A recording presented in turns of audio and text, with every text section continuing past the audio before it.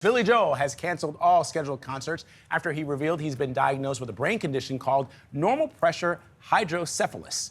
The 76-year-old superstar's team says the condition has been, quote, exacerbated by recent performances leading to problems with hearing, vision, and balance. Yesterday, in an Instagram post, the Piano Man's wife thanked fans for their love and support, saying, "We are grateful for the wonderful care and swift diagnosis we received." But what is normal pressure hydrocephalus? CBS News chief medical correspondent Dr. Jon LaPook joins us now to explain. So, what is it? I have to say, we haven't covered it before, so it's good that we get the word out there.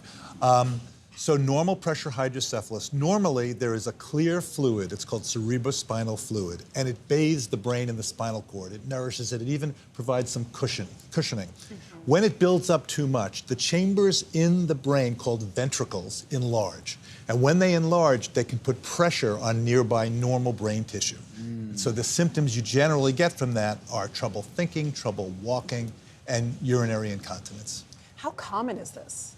It's not that common. It gets a little bit more common as you get older. I mean, it's way less than 1% in younger people, but I just was reading that over the age of 80, it can be as high as 5%. But many of those cases are not diagnosed. It can be very insidious. It can come on very slowly. And think about it, trouble thinking, trouble walking, urinary incontinence. Those are things that can be caused by all sorts of other things. So it can sneak up on you. How do you think he was diagnosed then? Because what would a doctor say if those are the symptoms that would lead them to believe that it might be this? Vlad, you have to, you hit the nail right on the head here, because I think a lot of times it's missed. You have to have a high level of suspicion. So I just happened to have, of all things, a couple of weeks ago, one of my patients in his late 70s, he gave me permission to tell his story. He came into my office. He had had trouble with walking and with urinary incontinence. He didn't have any problem thinking.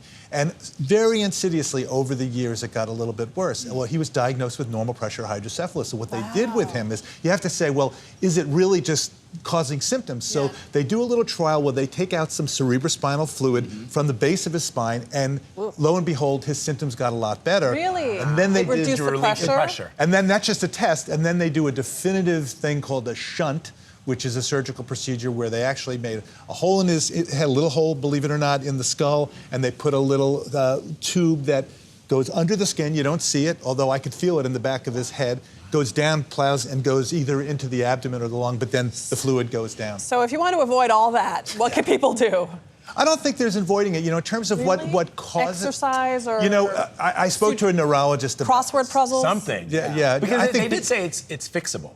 It is fixable, but in terms of avoidable, the thing that causes it, often you don't know, it comes out of the blue. It could be, in some people, they have a history of past brain infection or bleeding, but I think, you know, you're not gonna, it's not like you're gonna say, okay, I'm gonna anchor CBS Mornings Plus, and that's gonna stop me. I'm gonna do crossword puzzles. There's really nothing you can do to prevent it, but you can have a high level of suspicion and good communication with your healthcare provider, and have somebody who actually listens to you and doesn't just blow it off and says, oh, you're getting older, you're having trouble. Right. Who doesn't have trouble? I have trouble walking too. I have trouble with this and that. Just take people seriously.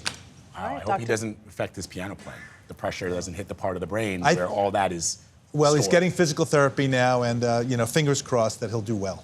Yes, we're thinking about him. Dr. LaPook, thank you so much. Thanks, Jon.